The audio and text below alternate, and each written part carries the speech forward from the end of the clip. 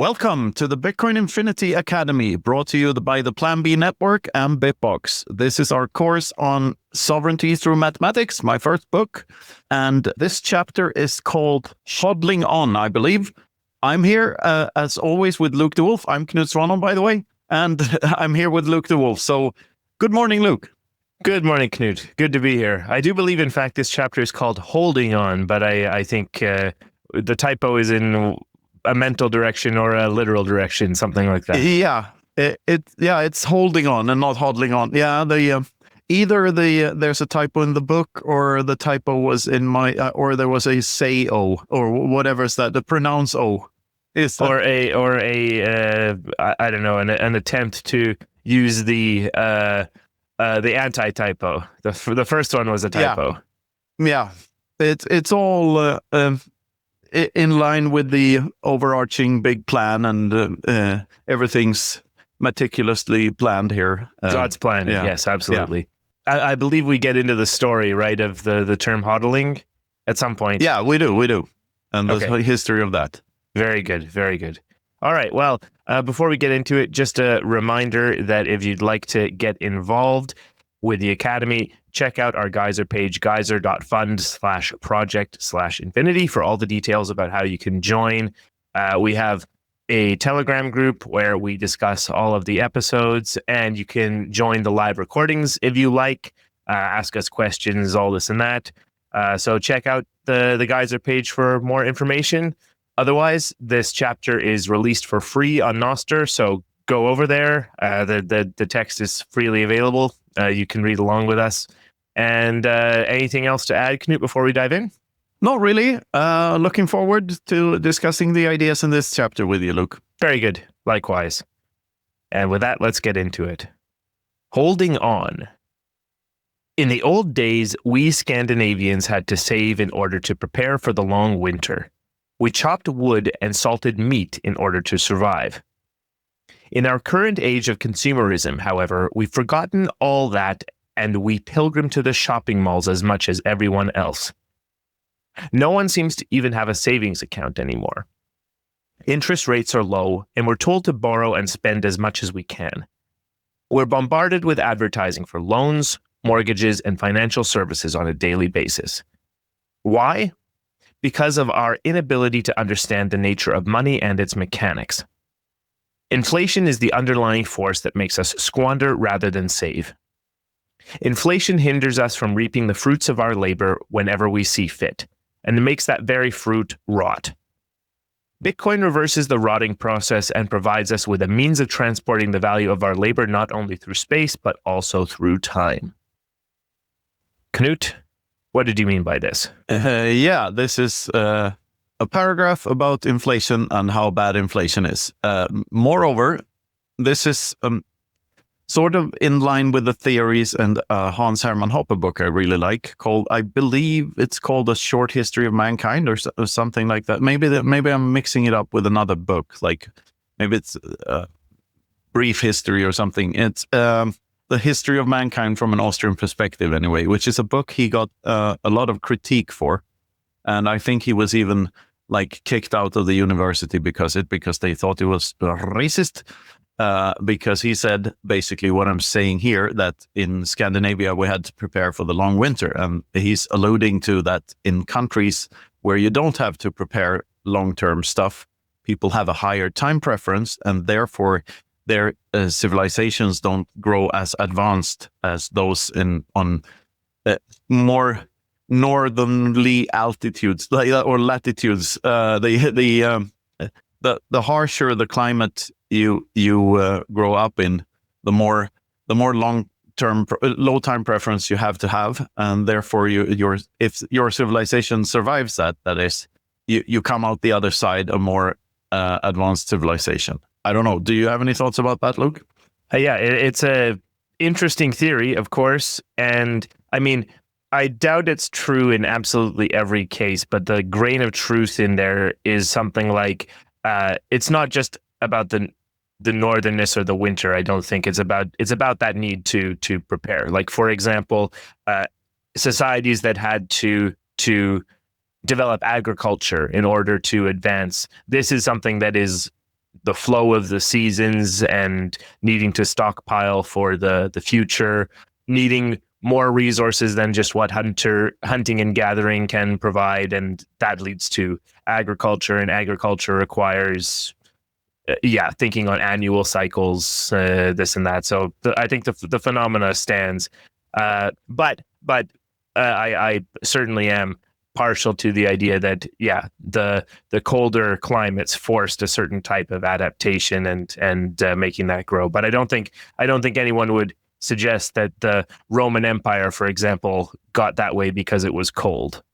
No, and I mean, it's a theory, and of course a lot of factors play into how things evolve and how things progress. Let's go to the next paragraph. Let's do it. The Stanford Marshmallow Experiments was a series of studies on delayed gratification conducted in the late 1960s and early 1970s. In these experiments, children were given a marshmallow or a cookie and were told that they would receive an additional one if they could control their urges and not touch the first one for 15 minutes. Follow-up studies found that the kids who were able to resist the temptation of the first cookie tended to score better on SAT tests, have lower BMIs, and higher incomes than their less disciplined counterparts. Investing in your future self, in other words, resisting present temptation by delaying gratification, is the most effective skill you can cultivate for a brighter future. You reap what you sow. This can be described as having a low time preference. Having a low time preference is a fundamental factor in the economic success of any human endeavor. Not trying to catch fish with your hands for a couple of days in order to construct a rod or net when on a deserted island might make you hungry during those sacrificed days, but it will provide a better chance of catching fish in the future. Likewise, learning new skills now might lead to a higher salary in the future. Unfortunately, our current monetary system distorts our perceptions and incentives and favors those with a higher time preference, those who spend rather than save. We're at a different point in history than the above-mentioned marooned fisherman. Give a man a fish and feed him for a day, teach a man to fish and feed him for a lifetime, the saying goes. The ultimate goal should be to teach mankind to teach itself how to fish. What our current paradigm endorses is give a man enough distractions and he will stop thinking about finding better ways to support his loved ones and will succumb to whatever narrative you fill his head with to make him work for you through taxes and inflation instead of for himself. The second form of that phrase is a little less pithy, but makes a lot of sense. Yeah, this is about time preference, and I think right now we can mention what we're doing with this. This is my praxeology book that came out a couple of years ago. It hasn't been available for a while, and there's a reason for that, and that is that we've been reworking this book, or I've been reworking it, and right now Luke and I are doing a deep edit of it, so it's going to be a bit bigger and way more readable and way more accessible. Like, I'm trying to make this the best introduction to Austrian economics that you can, and praxeology that you can find, basically. So we're very proud of it, and we're making it the best we can. So, of course, all the Robinson Crusoe stuff and the low time preference stuff is in this book, even more laid out than here. This is sort of one of those idea embryos that started in one of the earlier books and then got more and more worked through throughout the years. Okay, on to the next one. In Bitcoin, people with a low time preference win. If you can resist the urge to sell, you will be rewarded in the future.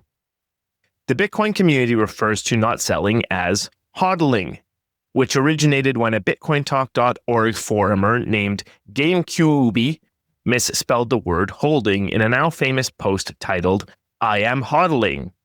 The post became one of the Bitcoin community's most prominent memes and a battle cry to resist the urge to sell during bear markets. Bitcoiners who have decided never to sell most or all of their holdings are referred to as hodlers of last resort. This term is not to be confused with the central banking term lender of last resort. The yearly highs in the price of Bitcoin are arguably less interesting than the yearly lows, which are practically decided by those hodlers of last resort. Considering its limited supply, all that Bitcoin needs to keep rising in price over the medium and long term are these people. Adoption and other metrics of measuring the success of Bitcoin are all dwarfed by the currency's remarkable rise in value since its inception. The price has increased by a factor of 10 approximately every 3 years. The best guarantee we have that it will keep doing so is Bitcoin's limited supply combined with the hodlers of last resort. Yeah, very important topic. Yeah, absolutely. And hodling is using, as we know, like this is a medium of exchange over time and space in a way. I would say that the factor of 10 every 3 years has somewhat slowed down. If you look at the price now, it's still about 10 times what it was when this book was written. So maybe those 3 years turned into 6 years instead, but the trajectory is the same. Bitcoin is and will be going up forever as long as it works the way it does right now. So that's something to look forward to for sure. Then I get the image of the stairway to heaven metaphor in my head. So if you imagine a stairway to heaven that halves every 400 meters up, and it's 50 meters wide in the beginning, and then it's 25 meters wide, and then it's 12.5 meters wide, and you have this is representing the newly issued Bitcoins every 4 years. So it started with 50 and then 25 and then 12 and a half and so on. So imagine a bunch of people trying to get up this stairway. And every now and then you have an outlier that wants to run up the stairs too quickly. And then they get scared of heights. What's that word? Vertigo? When they're up there and they get cold feet and they try to run down again and sell all their Bitcoins. But now when they're trying to get down the stairway, there's already a herd of people trying to get up from these lower steps. So that represents the yearly lows and the hodlers of last resort. And the purpose of the metaphor is that to illustrate how this stairway gets narrower and narrower every 4 years by much more than people like. More than 95% of the Bitcoins are already mined and already in existence. So everyone underestimates the SAT squeeze that is coming in the coming decade. I believe Bitcoin can have a even more parabolic rise in its purchasing power the next 10 years than the first 10 years, or it's more than 10 years now, but anyway. So everyone expects the price curve to smooth out, but I think it can actually be the other way around, that it rockets off again, because everyone underestimates how scarce these things really are. There can only ever be 21 million Bitcoin, and most of those are already out there. And Saylor is buying up like he's got like 3% of the supply now, or yeah, it's not really his, but some guy at Coinbase owns the supply, because not your keys, not your coins. That's another discussion. But still, these institutional adoption stuff, when it really takes off and when it gets competitors, and it can only go up. And I think there's a big chance that it will go up faster, not slower than it has. Yeah, this is an interesting point. This sort of has a little bit to do with that the dollar, or the fiat numerator, has a higher chance of also hyperinflating into infinity. There's two things going on here, right? Because it's not necessarily that Bitcoin is going to go up forever in the exact sense that the number that you exchange for Bitcoin keeps going up forever. That is true, but the purchasing power increase is going to slow down at some point. But I mean, all the people in the world and all the money in the world can go into Bitcoin before that slowdown starts happening. So like, this is much more extreme than people think it is. And even when the slowdown starts, Bitcoin's purchasing power still goes up because in productivity of the free market goes up. Like, so Bitcoin's purchasing power can go up like by like 15% per year, even after everyone, even post hyper Bitcoinization. So it's not that it's ever going to a stable purchasing power or an equilibrium or anything like that, because it's not gold. Like gold has a ever increasing supply. Bitcoin is fixed, so it's like the Mona Lisa. Sooner or later, it can only go up. That's the point. And the only thing it needs to do that is to just keep working the way it works now.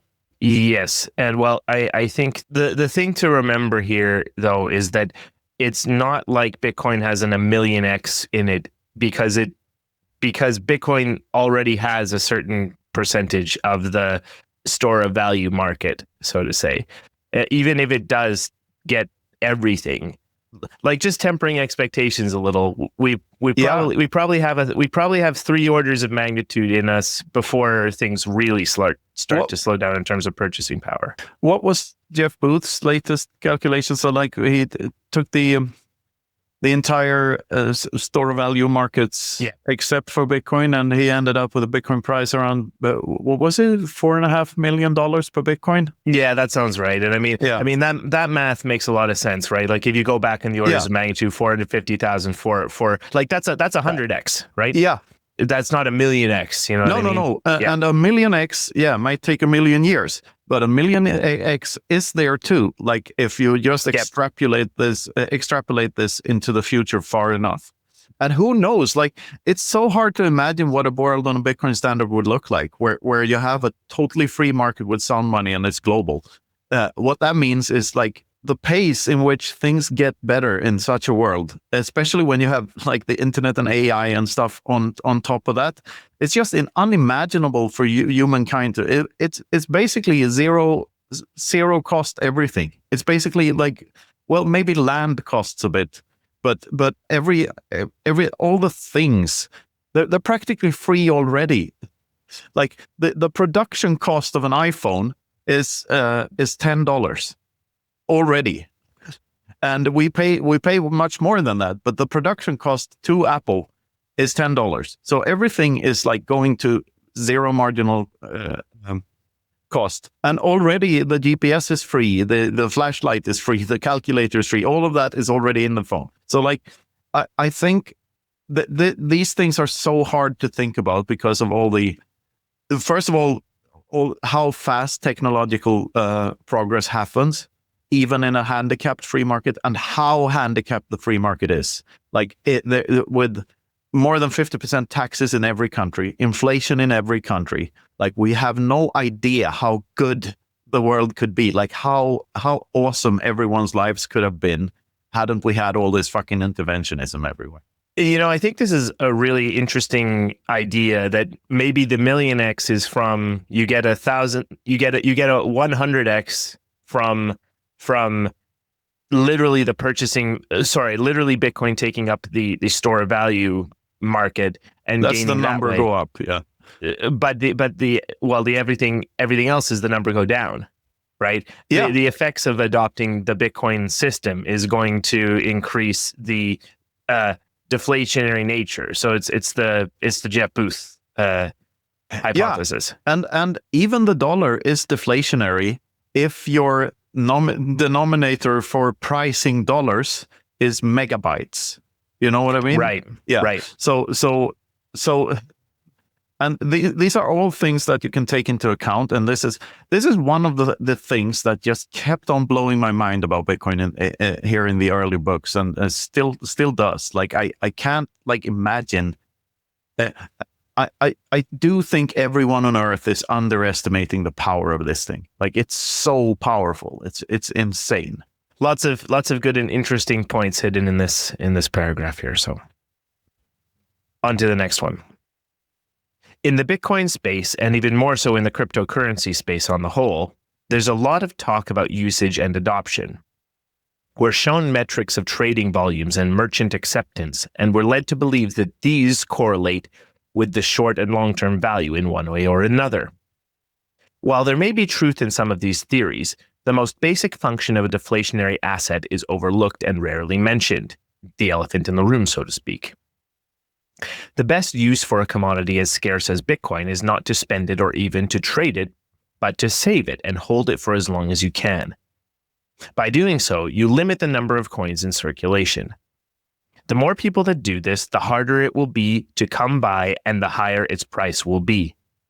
Nothing on earth is as scarce as Bitcoin. Nothing is as irreplicable, as immutable, and at the same time as portable as Bitcoin. Its unique history and resistance to change have already proven this over and over. Its absolute scarcity is what gives Bitcoin its value, and ironically enough, this seems to be the hardest thing for people to understand about it. What if everyone in the network became a hodler and decided to never sell? Wouldn't the network just slowly come to a halt? Not at all. Everyone has a price. Few would resist selling some of their Bitcoin if it could buy them a small city. There are price levels for each hodler where reallocating financially may be a wise thing to do. A Bitcoin is also very divisible. The smallest unit, the Satoshi, sometimes referred to as a sat, is 100 millionth of a Bitcoin. Even smaller units are made possible with the introduction of the Lightning Network, albeit not in the actual Bitcoin blockchain. Together, this enables Bitcoin to be highly saleable, even at astronomical price levels. Okay, another interesting one. Yeah. A couple of things here. Have you seen the movie Dumb Money, Luke? I haven't. It's quite a recent movie about the GameStop thing.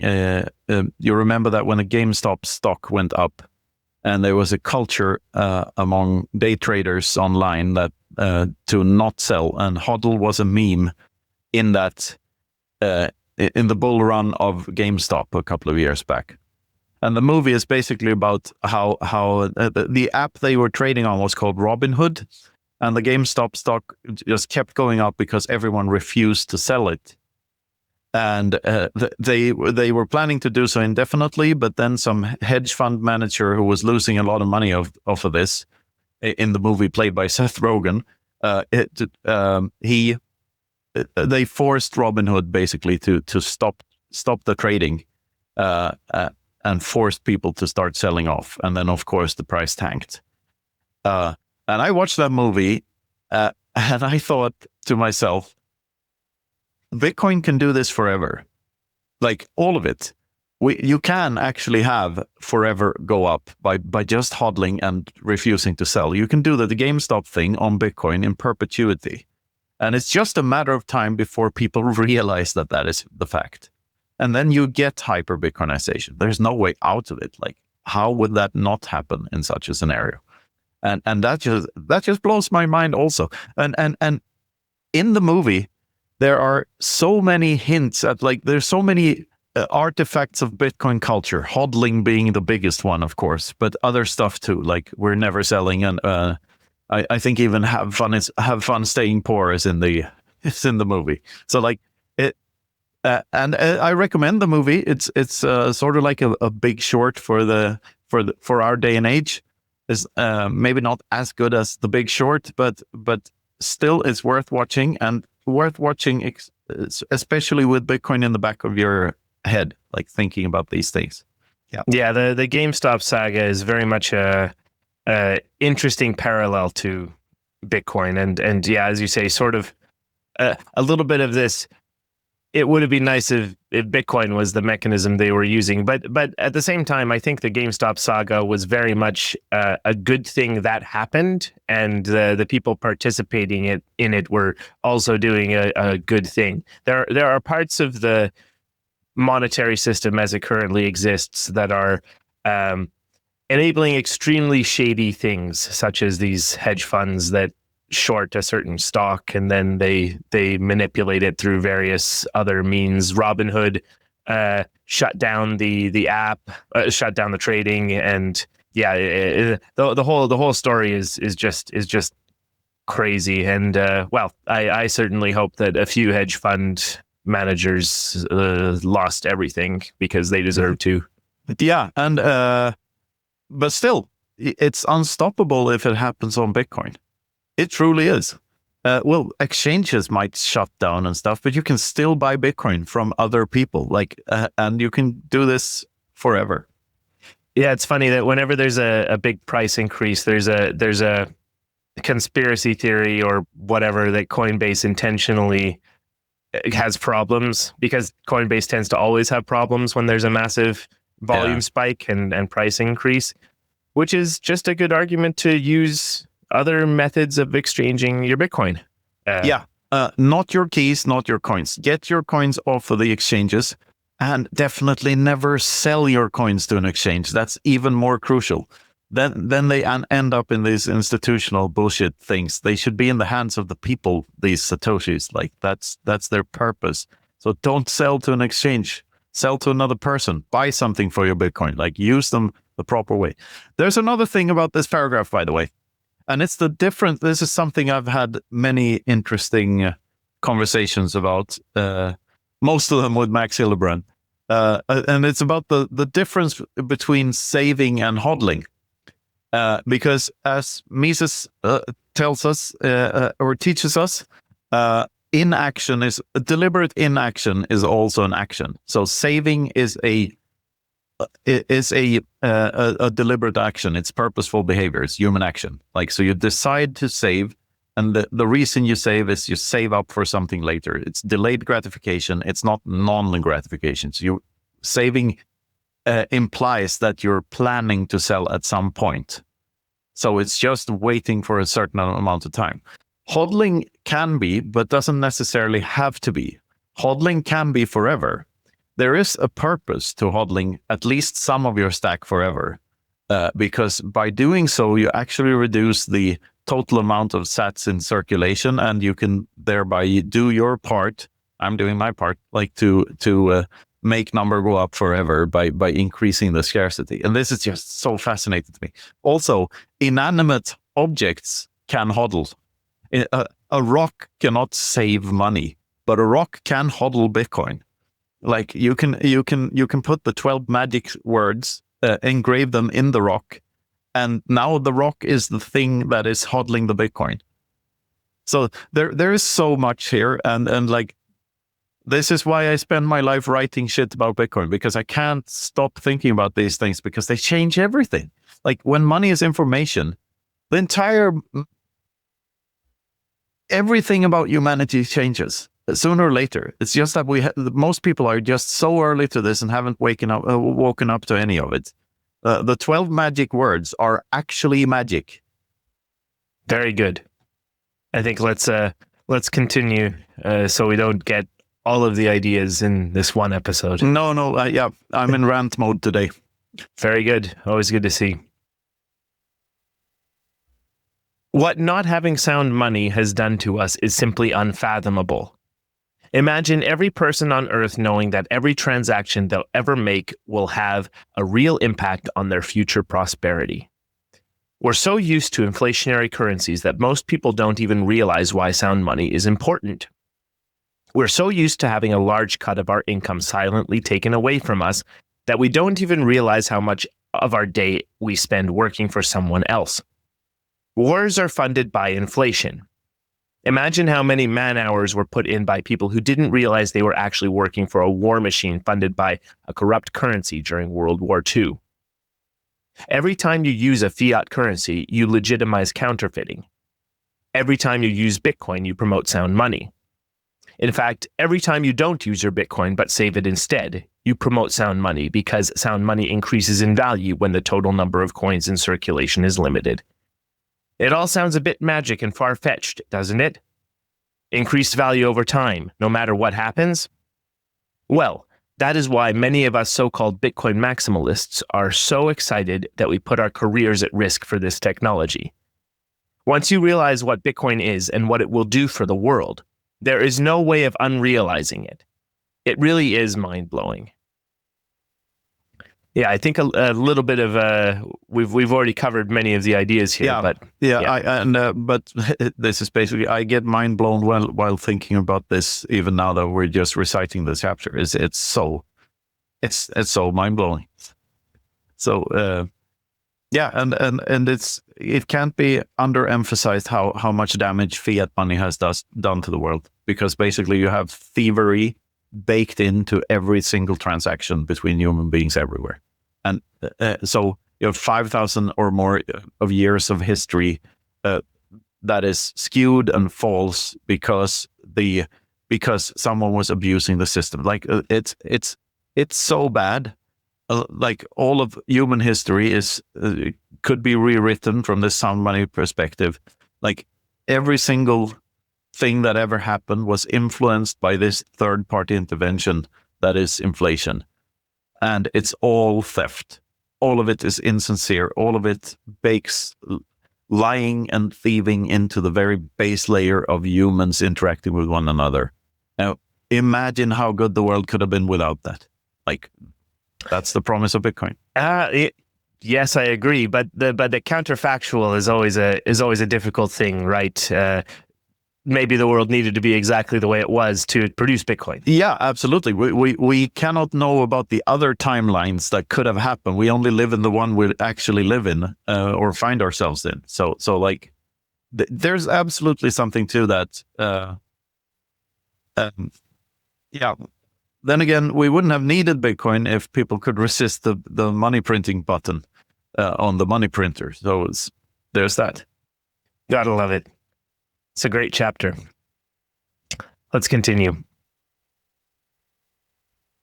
At the beginning of time that actually is money, in other words, around 2009, Bitcoin was mostly considered a toy for the cypherpunk movement. As its price started to grow rapidly, a small group of early investors became very wealthy, which in turn spawned a media hype around the phenomenon. Mainstream media remained largely skeptical, portraying Bitcoin as a pyramid scheme, a tulip craze, or a bubble at best. Most journalists simply couldn't understand how an asset seemingly created out of thin air could have any long-term relevance. Some were frustrated because they thought that they'd missed the train. Many still do. In a world where companies like Google, Facebook, and Amazon can rise from zero to world dominance in a decade, people tried to find the next big thing, their next Bitcoin. This attracted charlatans and scammers to the field who launched hundreds of altcoins, claiming to someday be technically superior, faster, or more privacy-focused. What the snake oil salespeople omitted were the crucial facts.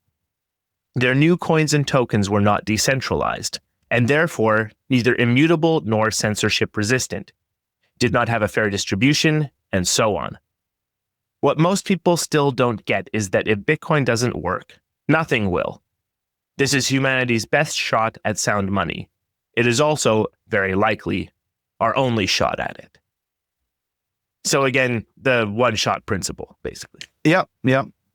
This is it. Like, if absolute finite supply is ever going to be a thing, we cannot switch that to another absolute finite supply of something else, because that would defeat the entire purpose of it. Like switching a flippening would be detrimental to not only Bitcoin, but the entire cryptocurrency space. Like that because that's the ultimate rug pull. Some other coin flippening Bitcoin, because that means it was all a nothing burger. So this is also a funny, I think, that the Byzantine general's problem, how do you know that you've solved it?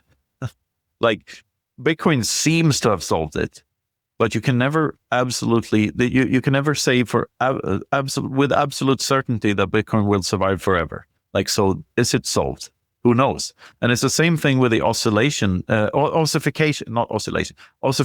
debate. Like, how would you know that Bitcoin has ossified and will never change again? Like, there is no way, since it's dependent on the people making the decisions and coming to a consensus. But then again, Bitcoin never needed to be perfect. It just needed to be good enough to last forever. And comparing it to all the alternatives that are out there, it's an absolute no-brainer. This is the thing. And very much, hopefully, it will last forever. Exactly. I think the only thing I'll touch on is that the comparison to tulips gets made disgustingly often. And it's like, why do you keep making a comparison to literally fucking flowers? Like, that's not money. That was a craze. The stupid monkey JPEGs, is probably the tulip craze, but it's just so ignorant whenever anyone's like, hey, tulips. Yeah, and what is the dollar if not a tulip craze? Like, what is it? If someone can just print more of it at no cost, and people crave them all over the world, that is literally the tulip craze. Like the real pyramid scheme is fiat, not Bitcoin. It's the only thing that isn't a pyramid scheme. Okay, I think you may be stretching the metaphor outside of its usefulness, but yeah, like the fiat is still actually serving as money, but like basically those tulips, I think, have a lot to do with actually these NFTs. Like it's the rare ones would get like really rare until any really expensive, until everyone just realized, hey, wait a second, these are just flowers. Like, what the heck? Yeah, and the tulip craze metaphor is super good for NFTs, but on the other hand, the pyramid scheme metaphor is very good for fiat. Yes, because very that's much exactly so. what that is. And so like when you said that it's still being used as money and functioning as money, like I have an urge to say, is it though? It's impoverishing everyone and making like the younger generation, like completely kicking them out of the real estate market. Like, is it really being money? Like, really? Well, Nick Bhatia would say yes, as you discussed, and Yeah. it's the episode isn't released yet, but we've got a nice episode with Nick Bhatia coming up. He would definitely say yes. Yeah, and yeah, there's something to be. I should tone down both the hopium and the fiat hating here, but I just can't help myself. This is I'm excited. Very good. Likewise. Let's move on. Many venture capital firms, hedge funds, and retail investors were bamboozled by the buzzword frenzy and invested great sums in these quack tokens. This generated confusion in the market as many altcoins increased dramatically in price at an even higher rate than Bitcoin. Due to human nature and a lack of understanding of basic monetary economics, the bubble grew bigger and bigger until it inevitably popped and wiped out most of the useless alternative cryptocurrencies. Bitcoin experienced ups and downs as well, but they were less volatile. Bitcoin bottomed at levels well above the beginning of the previous bull run, and then resumed rising, just as it had done several times before. The victims of the altcoin craze will take note of this. They will learn the hard way what separates the original from the copycat. They will see the undisputable superiority of sound money. It's just a matter of time. Time, which is money. Knut? Yeah, not much to add there. I mean, we've touched on all the points with the other paragraphs, haven't we? I think you can just read on here, actually. Sure. Well, and I mean, I think one thing to point out, perhaps, is that the current Bitcoin dominance is like 60% and is way higher than it's ever been, basically. And honestly, all of these cryptocurrencies just keep going to zero in terms of Bitcoin. It's happening. Bitcoin dominance index is such a fake metric anyway, because like anyone can pump a shitcoin and they are all overvalued. So like the dominance matrix, it doesn't even make any sense to me. It's sort of legitimizing the shitcoins and saying that they're actually an alternative. They aren't. It's simply as simple as that. Like, we had a good conversation about this in the monthly call with the Mithril Adamantium group. And discussed like if there was this one-shot principle and all of that is flawed, and that could absolute scarcity absolutely actually could be replicated. I think the whole, like, if zero knowledge proofs were successful, that was the thesis, then a privacy coin could may be able to coexist with Bitcoin. However, I think that it, at least as the technology functions now, it will have to be sacrificed on the altar of centralization, since the zero knowledge proofs are too big for the nodes in that network to ever have a chance to become decentralized enough, because very soon they will be too expensive to run. Anyway, the most successful altcoin ever is Ethereum, which is, even though it's the most successful altcoin ever, it's an obvious scam. It was from the beginning, with a 70% pre-mine and a rollback of the chain. And it is now absolutely ridiculous in Bitcoin terms. It had its peak in 2017 and never got back to even 50% of that if you're using the right denominator, which is Bitcoin. So it's a long, slow rug pull that had to change their buzzword salad narratives many times over the years. And I think it's an absolute embarrassment. So let's never talk about shitcoins again, shall we? Well, except the other times you talk about them in your books. Yeah, of course. Let's continue. Every time the people of Venezuela, Turkey, Argentina, or Zimbabwe are screwed over by their respective central banking authorities and turn to Bitcoin to preserve their savings or income from rampant inflation, the world becomes more aware of Bitcoin as a store of value. In comparison to the Venezuelan bolivar, there was no crash in Bitcoin at all. There's also a good chance the really big players will accumulate aggressively during the next bull market, given that Bitcoin, for the moment, still represents a very small allocation of institutional and hedge fund investment. Consider what will happen when institutional investors and a growing number of larger nations start to see Bitcoin's potentially limitless upside. At this point, central banks will start to accumulate Bitcoin in an attempt to keep up with reality. This will legitimize the technology even further. It is still unclear when this will all play out. When it does, however, it will be the largest transfer of wealth from one medium to another in human history. Early investors, many of which are technically competent, will become financially independent and, therefore, able to contribute to the ecosystem full-time. More and more people will demand payment in Bitcoin for its ability to store value. Remember that the next block reward halving is just around the corner, and that Bitcoin will have an even greater stock-to-flow ratio than gold in just a few years. After the halving in 2020, Bitcoin will have a supply inflation rate of approximately 1.8%, which is lower than the US Federal Reserve's target 2% price inflation rate.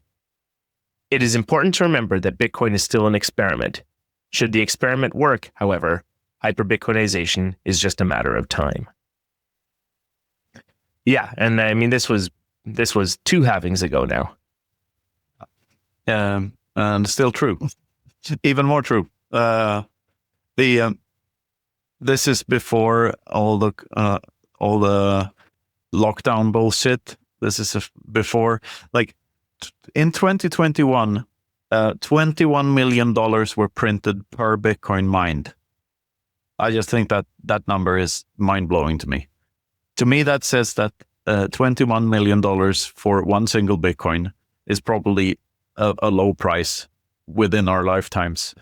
It's like, it's just mind-blowing. They print so much damn fiat. You wouldn't believe it. Like, it's also the difference between 1 million and 1 billion are lost on so many people. Like, a billion, the difference is about 1 billion, give or take. So, yeah. Great stuff. I think we should just take this one home here. On to the next one. The implications of giving everyone on Earth the ability to rot-proof the fruit of their labor and transport its value through time are hard to overstate. The closest thing we've had to it historically is gold, but gold is not very divisible and not very easy for the general public to get their hands on.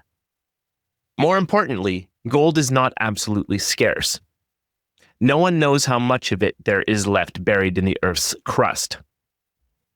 Investing in real estate has also been seen as a good store of value throughout the ages, but real estate needs a lot of maintenance and is not cheap to hold on to. Real estate is also relatively easy to confiscate in the event of political collapse. Bitcoin provides us with the potential ability to store any amount in our heads and to pass it down through generations without anyone ever knowing we had it in the first place. It effectively endows each individual with the power possessed by the feudal kings to turn people into knights. Any Bitcoiner can now dub any no-coiner into a fully fledged time-proof Bitcoiner. Yeah, nice whimsical ending. Is that the end of the chapter? I believe so. Yeah, it is. Yeah. It's the revival of feudalism. Except everyone gets to knight everyone else by passing down keys. Yes, exactly. And just to emphasize here, I think the entire point of this chapter is just to say that Bitcoin is the best store of value that has ever existed. And even if you want to, first of all, you want to have real estate, that's a place to live. Okay, sure. Probably you're going to end up with less Bitcoin if you own a house than if you didn't own a house, probably. But still, you need to live somewhere, and it's nice to be the lord in your own castle, something like that.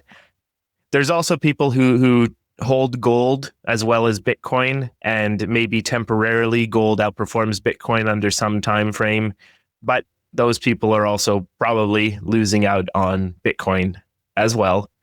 There's an argument to be made that in some cases, when you don't have access to the internet, that you have those precious metals or whatever it is. The Amish use those, for example.